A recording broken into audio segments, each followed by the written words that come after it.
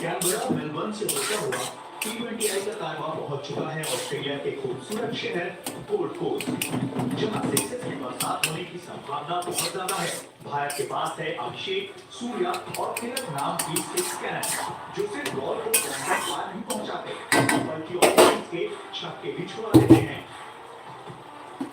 T20I world cup 2024 के बाद अपने डेब्यू से अभिषेक अब तक जड़ चुके हैं 64 सिक्स।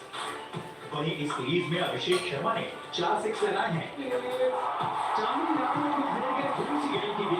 अभिषेक शर्मा जितने एक्सप्लोसिव हैं उतने ही कंसिस्टेंट भी। आज अभिषेक अपने 1000 T20I रन पूरे कर सकते हैं। 1 से 6 ओवर के बीच अभिषेक का स्ट्राइक रेट 191 का है और लगभग हर 8वीं बॉल पर अभिषेक जड़ देते हैं सिक्स। अभिषेक के बाद ऑस्ट्रेलिया को सबसे बड़ा खतरा है इस हाई बॉल से,